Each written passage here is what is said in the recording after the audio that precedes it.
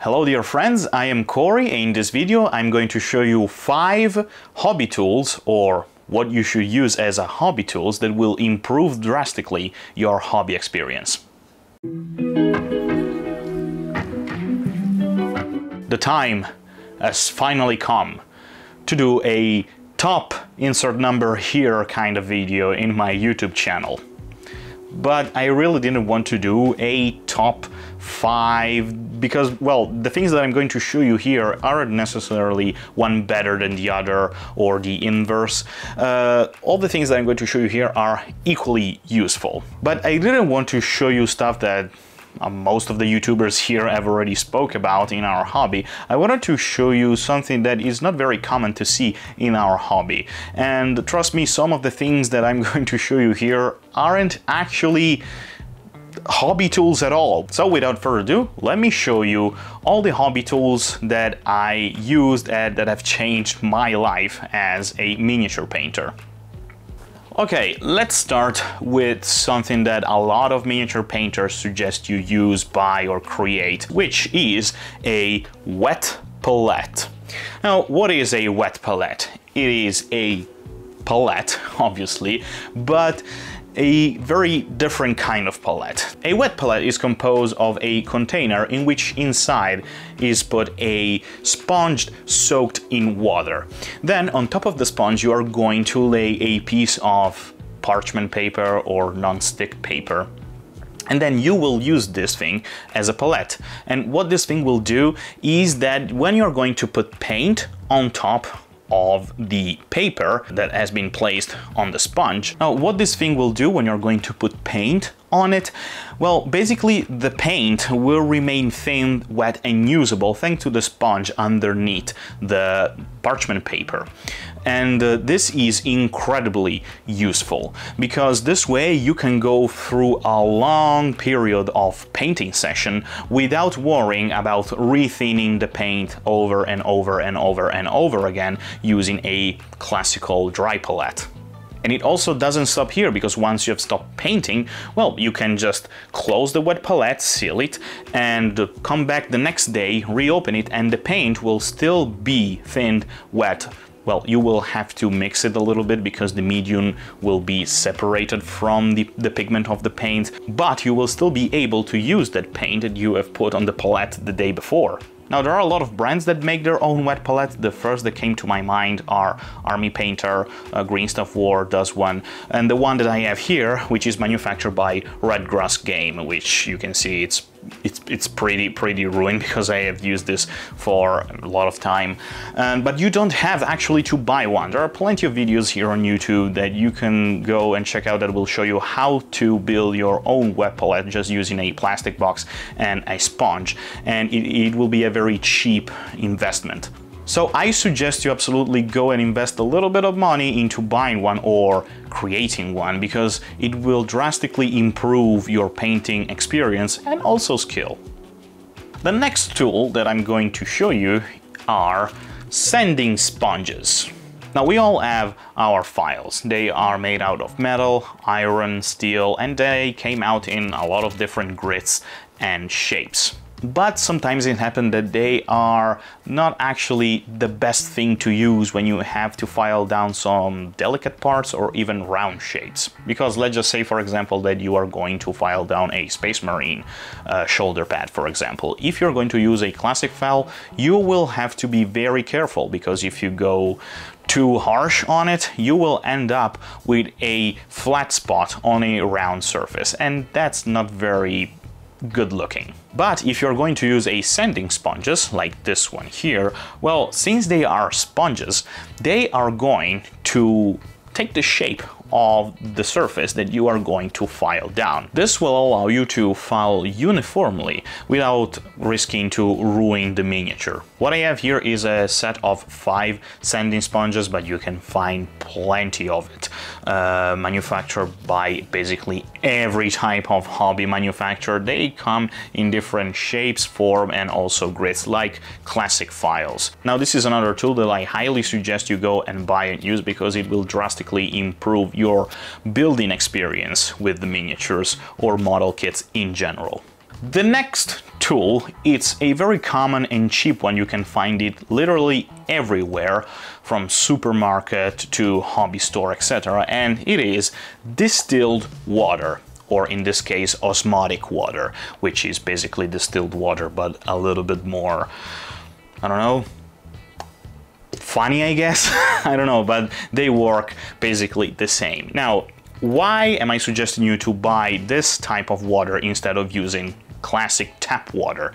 Well, distilled water have a very peculiar property, which it doesn't have minerals or particle inside it. It is distilled and pure. Now, a lot of hobbyists use this type of water most of the time to thin down paints for their airbrush. This is because this is perfect for thinning down these kind of paints due to the fact that since there are no particle inside it, the airbrush will not be ruined through time. But you should use this water even if you don't airbrush at all, because this water is perfect for revitalizing the paint of your painting rack. Now, statistically speaking, a lot of you, like me, use Games Workshop paint. And the thing of Games Workshop paint is that the paint pots are incredibly badly designed. The problem with these pots is that the paint almost every time is going to dry out into the cap. This will prevent the cap to close properly and be sealed. So air is going to infiltrate into the pots and is going to dry the paint out through time. And well, after a while you will just have to throw the paint away because it is completely dry inside of the painting pots. But just put 2 or 3 drops of distilled water inside the paint pot and this will revitalize the paint and make it usable through a longer period of time. You can find this water pretty much everywhere, and it is also pretty cheap. I have found this bottle for like €5 and there are 2 liters of it inside, which basically will last for the entirety of my life, I guess. Now, the next tool that I'm going to show you here, I am pretty sure that you are going to think that I am a completely crazy person, but trust me, I've used this, it works and it is incredibly cool. I'm talking about dish soap. Dish soap. Dish soap.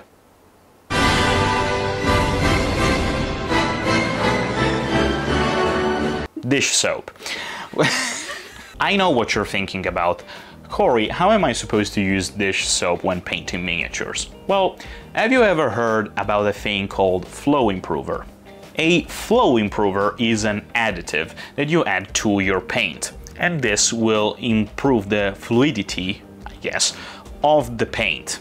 And dish soap does the exact same thing. The difference here is that dish soap is a lot cheaper than an actual flow improver. You just have to add a tiny drop of dish soap inside the water cup that you use for washing your brushes or thinning your paint. This way you will have water that will act as a flow improver due to the nature of the dish soap, which is composed in a way that it will break down grease, and it will act the same way on the medium of the paint. I guess. I'm not a chemistry expert, I am actually guessing. This is how I think it's work. Let me know down in the comment.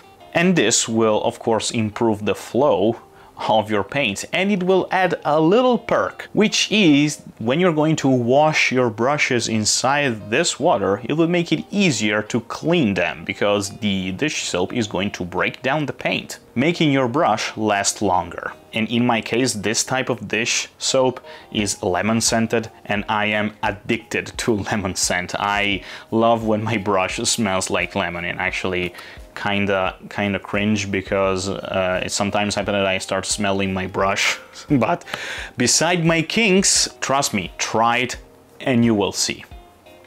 And last but not least, one of the best hobby tools that you could possibly use is a CA glue activator. Most of the time we have to build our miniatures, and most of the miniatures that we build are made out of plastic. So we use plastic glue because it's a glue that melts plastic and bond the two pieces when put together. But sometimes we have to build resin miniatures or metal miniatures, and we can't use plastic glue for it because it's not going to do anything at all. So we have to use CA glue for it, or cyanoacrylate glue, I think. But anyway, the problem with CA glue is that it takes forever to cure. I don't know you, but I hate this thing, because you just put glue onto the pieces, then you stick the two pieces together and wait. And you wait. And you wait. And you get tired. And you start to blow a little bit on the glue in the hope that the glue will start to cure sooner. And you wait. And after a period of time between 20 and 300 hours, finally the glue will be cured. But if you're going to use a CA glue activator, it will take you a matter of seconds. Because when you're going to put the two pieces together with a drop of glue, just spray a little bit of this stuff on it and the glue will instantly cure, saving you a lot of time and also a lot of hand and finger pain. The CA glue activator that I have here is from Green Stuff War, because it just happened that I have the Green Stuff War, the cyanoacrylate glue here, but you don't have to buy specifically this type of activator. You can buy every kind of activator that you could possibly find, and it will work perfectly with every kind of CA glue that you use. Alright, these are my top 5, or at least my 5 best hobby tools that you could possibly use when painting or building miniatures. I hope you have found this video useful. If you did, let me know down in the comment what you think, and let me know also what are the hobby tools that you love the most. Also, if you want, leave a like and subscribe to the channel. And down in the description you will find the link to my Instagram account, so if you want to follow me there, you will make me very happy indeed. So again, I hope you find this video useful, and I hope to see you the next time. I am Corey. Goodbye, my friends.